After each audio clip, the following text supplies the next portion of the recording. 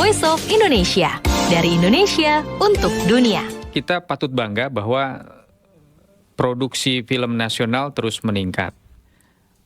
Film-film nasional yang berkualitas terus menjadi tontonan yang menarik untuk penonton film di tanah air. Nah, ada fakta bahwa jumlah penonton lokal di 2024 ini pecah rekor dan masih akan terus bertambah sepertinya ya, karena masih ada sisa waktu sebelum benar-benar menutup tahun 2024 ini.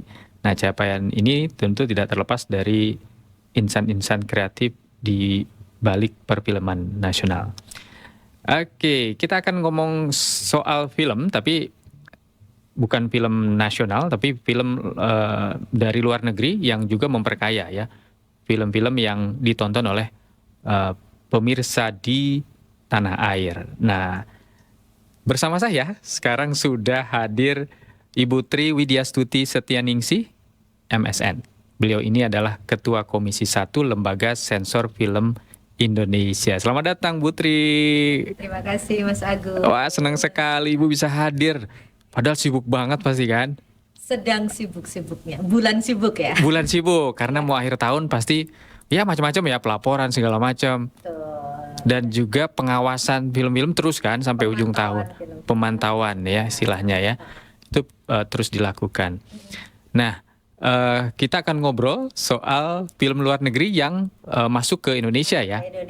Masuk ke Indonesia, dan itu tentu saja juga dipantau dan disensor oleh Lembaga Sensor Film Republik Indonesia. Betul, harus lewat kami dulu. Iya.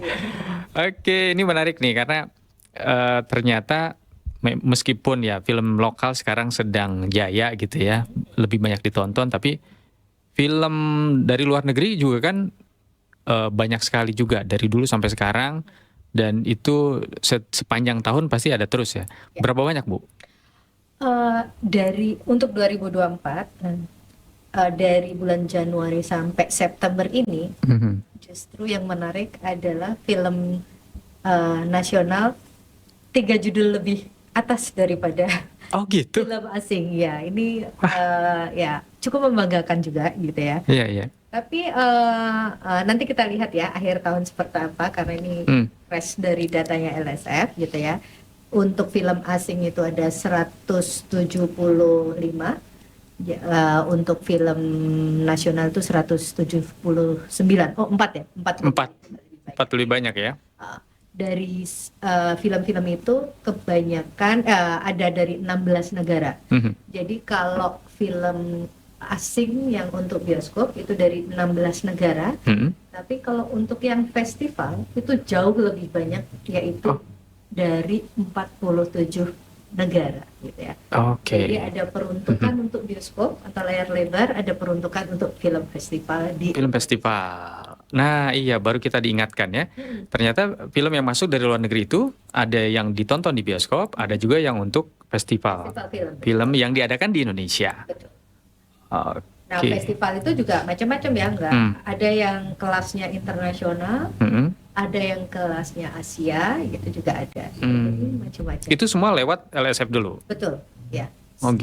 Jadi LSF ini bekerja berdasarkan Undang-Undang Nomor 33 tentang perfilman, yang di situ disebutkan semua film dan iklan film gitu, yang mau diedarkan dan dipertunjukkan harus mendapatkan surat tanda lulus sensor. Sementara surat tanda lulus sensor atau STLS itu yang bisa mengeluarkan LSF. Jadi ini lembaga satu-satunya yang boleh mengeluarkan surat tanda lulus sensor. Oh iya, baik, satu-satunya di Indonesia. Tapi dan udah langsung deg-degan disensor gitu. Iya sih, disensor. Pokoknya semua harus lewat LSF. Dan apa bedanya, Bu ya? Film yang buat ditonton di bioskop dengan di film festival dari sisi penyensorannya itu? Oke, sebelumnya saya luruskan dulu ya. Sensor sama LSF itu bukan berarti digunting, ada yang nggak boleh ditonton. Itu nggak saklek seperti itu. Tapi LSF itu menyensor, itu artinya menilai dan meneliti si film ini, itu berdasarkan tentu saja rujukan undang-undang dan kebijakan kita ya, untuk diklasifikasikan usianya. Jadi di Indonesia ini ada 4 klasifikasi usia, ada semua umur, atau SU ya, 13 tahun atau lebih, yaitu untuk peralihan anak ke remaja ya. Kemudian 17 plus itu untuk dewasa awal. Yang terakhir adalah 21 plus. Gitu. Jadi film disensorkan ke kami itu akan mendapatkan label klasifikasi usia itu. Yang kami harapkan nanti masyarakat kalau menonton atau memilih film tuh lihat klasifikasinya. Gitu. Ada itu ya, klasifikasinya biasanya di sudut gitu ya? Iya. Kalau kita ke bioskop kan ada tuh di belakang tiketing itu. Informasikan itu 21 atau semua umur gitu. Nah itu biar kami berharap masyarakat itu terlindungi menonton film yang sesuai. Nah itu dia, yang penting terlindungi ya dari film yang ditonton itu, pengaruh-pengaruhnya. Karena setiap umur berbeda daya tangkapnya begitu ya Pak ya? Iya betul. Kalau SU itu kan anak-anak kan mengcopy ya, meniru ya, apa yang dia lihat ditiru. Itu. Nah, jadi memang harus secara visual harus aman, yang nggak merugikan perkembangan anak gitu. Mulia sekali berarti ya? Amanatnya mulia sekali. Amanatnya LSF itu melindungi masyarakat dari dampak negatif menonton film dan iklan film. Memang itu amanat utamanya. Kami melakukannya dengan mengklasifikasi itu. Ya, kami berharap kalau masyarakat menonton sesuai klasifikasi usia, punya filter dulu ya. Artinya mengkonsumsi film yang memang sudah sesuai dengan usia. Gitu ya. Pola dan aturannya apa sama Bu? Menyensor film nasional dengan film asing? Rujukannya sama. Undang-undangnya sama. Kita yang utama itu ada 3, Undang-Undang Nomor 33 Perfilman, PP 14 itu tentang penyensoran juga, dan tentang LSF, kemudian Permendikbud Nomor 14 tahun 2019 itu. Jadi 3 untuk kedua film. Nah, yang membedakan kalau festival itu ada syarat-syaratnya ya, syarat-syarat yang boleh mengadakan festival sendiri, bukan perusahaan. Lembaganya? Atau yang mendaftarkan itu harus non-profit, non komersial. Kalau yang namanya festival itu apresiasi Mas. Ya, jadi Mas Agus, kalau apresiasi artinya yang pengunjungnya sendiri sudah terseleksi gitu ya, bukan orang umum seperti mungkin komunitas atau penggemar film gitu. Dan festival itu tidak diadakan sepanjang tahun kan, jadi weekend atau 2 minggu atau seminggu. Ya pendek-pendek saja. Jadi itu yang membedakan. Kemudian tadi surat tanda lulus sensor, kalau film layar lebar 5 tahun durasi STLS ya.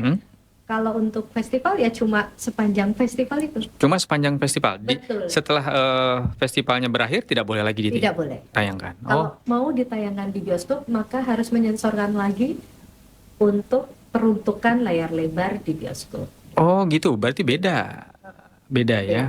Bedanya di situ. Ya. Ketika disensor untuk keperluan festival ya yang berlaku untuk festival. Tapi ketika mereka mengajukan untuk ditonton di bioskop, berarti harus disensor ulang lagi. Ya, betul. Baik, baru tahu saya. Gak apa-apa, ini kan justru manfaatnya ya. Saya berada di RRI. Oke.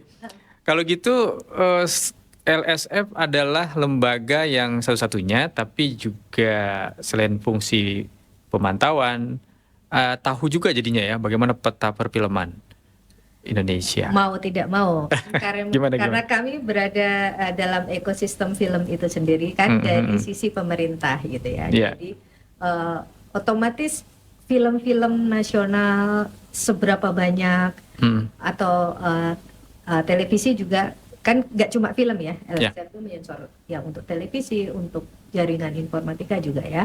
Gitu. Jadi kami ya dekat lah dengan para pembuat film, pada stakeholder. Gimana Bu gambarannya Bu sekarang? Untuk apa? Untuk peta perfilman nasional. Kalau untuk film nasional ya Mas, 179 itu yang mendaftarkan itu ada 146 production house. Wow, Banyak banget ya Mas ya. banyak banget ya. Jadi ada. kadang mereka tuh satu production house hanya satu film gitu. Oh. Tapi artinya kan ini banyak potensi-potensi rumah produksi ya yang akan memproduksi film itu. Karena kan ini memang luar biasa. Bertumbuh tadi, ya. Sangat bertumbuh. Tadi Mas Agus di depan udah bilang ya 61 juta dan semoga sih saya berharap sampai 70 juta ya. Amin, mudah-mudahan ya di akhir tahun ini ya. Karena ini juga akan keluar gini, karena LSF itu kan menyensor dulu jadi tahu film yang akan rilis. Iya. Ini masih banyak banget yang antri untuk rilis, semoga bisa lah sampai 70. Iya. Karena sebelum ditonton oleh penonton di dalam negeri ya LSF duluan yang nonton. Betul. Kan gitu. Jadi semakin banyak film yang diproduksi oleh Indonesia, semakin LSF juga ikut bangga juga menyensornya kan begitu ya. Iya. Jadi semakin kita setiap hari ada di studio. Itu maraton banget berarti ya Bu? Nyensornya dong kalau gitu. Setiap hari ada 17 komisioner atau 17 anggota ya. Setiap pagi starting jam 9 udah di studio. Kecuali kalau tugas gini ya. Gitu. Jadi kemudian jam 1 mulai lagi gitu. Tidak boleh memilih film yang kita sensor. Oh, tidak boleh memilih. Tidak boleh. Pokoknya yang masuk ke studio kita itu ya. Oh, itu yang diserahi ditugasi buat kita. Betul. Kalau dapat film India otomatis 3 jam gitu. Kalau dapat film horor ya terima aja. Pagi-pagi baru enak-enaknya membuka hari film. Itu mix Bu, tapi mix ya, campuran. Ada komedi, ada horor, genrenya apa aja. Kita nggak bisa milih. Nggak bisa milih ya. Yang masuk ke studio kita itulah yang kita nilai dan kita teliti. Gitu. Tapi sambil liburan juga ya, asik juga ya. Jadi kerja di LSF ya. Tahu yang pertama kan, yang filmnya. Tapi juga kan ada 5 studio. Kami ada 5 studio penyensoran Mas. Jadi nggak semua film artinya kita tonton. Oh kan gitu ya, dibagi-bagi. Studio yang 4, 5, 6. Oh, 5 studio semuanya. 5 studio semuanya. Totalnya. Tapi orang yang terlibat banyak. Iya. Jadi kami memang tugas utamanya, kalau amanatnya tadi kan melindungi masyarakat dari dampak negatif menonton film dan iklan film. Tugas kami utamanya adalah penyensoran tadi Mas. Meneliti dan menilai dan diwujudkan dalam klasifikasi usia tadi, lalu dikeluarkan, lalu mengeluarkan atau menerbitkan STLS. Kita bisa tahu nggak sih Bu, cara khususnya tuh gimana sih? Cara khusus LSF menyensor film itu? Oh, baik. Ada kami itu ada acuannya, ya. Yang kami sensor atau kami teliti itu adalah tema. Oh, tema. Jadi kita lihat dulu film ini temanya bagaimana, apakah sensitif gitu untuk negara kita, apakah sebuah propaganda yang akan menghancurkan demokrasi kita gitu misalnya. Contohnya ya. Kemudian judul. Jadi judul aja kita klasifikasikan Mas. Misalnya terlalu mengajak untuk apa kesannya hal yang buruk gitu, ya otomatis nggak SU gitu. Jadi judul saja sudah kami teliti. Kemudian adegan otomatis yang sensitif sekali ya Mas ya. Adegan ini kalau dalam film kan yang seru ya adegannya gitu ya. Gitu. Kemudian visual. Kemudian suaranya, suara itu ada dialog, ada monolog, ada musik, ada scoring gitu. Kemudian yang terakhir subtitle. Gitu ya. Subtitle itu semua film yang masuk ke Indonesia, yang non bahasa Indonesia harus diterjemahkan. Itu kata per kata dipantau juga? Kalau misalnya dialog dan subtitlenya nggak sesuai, ya otomatis kita harus mengkoreksi gitu ya. Begitu ya. Tapi kalau subtitle ini jarang sih kasusnya gitu. Oh gitu. Biasanya yang banyak itu visual atau suara gitu. Ya, masih cara khusus kalau khususnya buat film festival ada perbedaan dengan film yang buat bioskop? Kalau film festival karena acuannya sama, tidak berbeda.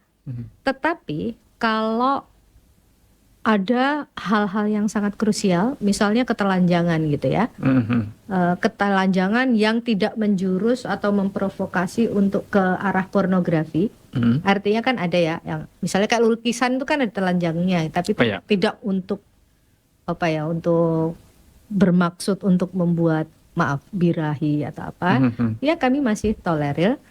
Tetapi kami pastikan untuk panitianya, kami punya komunikasi dengan direktur festivalnya untuk memastikan bahwa yang masuk ke dalam festival itu adalah sesuai klasifikasi usianya. Bahkan mereka juga memastikan misalnya harus 21 plus, orang yang masuk itu harus menunjukkan KTP. Kan kalau sekarang kalau nonton bioskop kan nggak harus beli tiket langsung ya Mas, bisa lewat online kan. Tapi ketika panitianya akan memastikan pas masuk itu bahwa mereka memang 21 plus gitu. Gitu. Jadi kami tetap harus komunikasi dengan direktur festivalnya gitu. Nah, menarik ya apa yang dilakukan oleh LSF ini, selain misinya tadi mulia, terus kemudian juga turut menjadi bagian dari perkembangan film nasional juga, tahu jadi peta perfilman Indonesia, tahu menilai juga bagaimana perbandingan antara film asing, film dari luar negeri, film impor dengan film lokal. Apa yang barangkali ada rekomendasi untuk perfilman Indonesia supaya ketika sudah dibandingkan dengan film impor begitu? Sebenarnya karena kita sudah menunjukkan bahwa penonton kita masih ada gitu ya. Setelah pandemi makin naik ya penontonnya. Sebenarnya tinggal diteruskan memilih film-film dengan cerita atau tema-tema yang mungkin lebih bagus ya. Gitu. Kalau menurut LSF kita sudah jadi tuan rumah belum? Untuk film yang diproduksi oleh Indonesia sendiri. Menuju ya. Arahnya sudah dekat? Masih jauh. Karena kan 60 meskipun 70 juta, misalnya 70 juta penonton itu dari 280 juta penduduk kan Mas. Jadi itu masih jauh sekali. Penduduk kita yang belum nonton film juga banyak. Tapi bahwa sekarang ini terbanyak dari sepanjang kita ada film gitu. Ini hal yang rekor, baik. Tapi kita harus menuju ke 280 juta itu juga usaha yang masih sangat panjang. Tetapi di Indonesia ini Mas, tetap kita termasuk negara yang bisa survive dengan film lokalnya. Jadi ketika kemarin pandemi, banyak negara tetangga kita yang belum balik penontonnya ke bioskop. Iya ya. Tapi di Indonesia termasuk yang bagus gitu. Meskipun kata orang banyak horornya gitu kan, Tapi ternyata ya Mas, kalau di LSF tuh kan karena semua film tuh masuk ke LSF kan, dan ada datanya.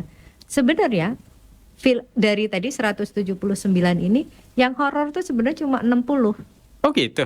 Yang drama 85. Artinya masih menang drama sebenarnya. Sebenarnya ya kalau dari kuantitas ya. Cuma penontonnya yang nonton horor lebih banyak daripada yang nonton drama. Jadinya kayaknya film Indonesia horor semua. Karena yang nontonnya itu ternyata ya lebih tapi banyak. Sebenarnya 60 judul dari bulan Januari sampai September. Oke, Bu Tri, terakhir barangkali juga ini bagaimana LSF juga berperan dalam mempromosikan film yang sehat. Film-film impor yang sehat untuk Indonesia. Ada pesan-pesan dari LSF?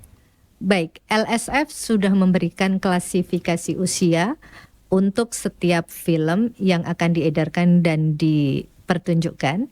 Jadi Bapak Ibu, adik-adik, masyarakat Indonesia semua, sebelum menonton film, tolong lihat dulu klasifikasi yang ada dalam film tersebut. Apakah semua umur? Apakah 13 plus, 17 plus, atau 21 plus. Pastikan menonton film sesuai klasifikasi usia. Oke. Terima kasih. Terima kasih Bu Tri sudah hadir di Voice of Indonesia. Cepet ya. Nanti kita lanjut ya. Di sesi lain ya. Terima kasih, sukses untuk LSF. Sukses juga untuk film Indonesia. Terima kasih. Terima kasih. Jaya terus film Indonesia. Oke. Baik pendengar, demikian tadi bincang-bincang saya dengan Ibu Tri Widyastuti Setyaningsih, Ketua Komisi 1 Lembaga Sensor Film Republik Indonesia. Voice of Indonesia, dari Indonesia untuk dunia.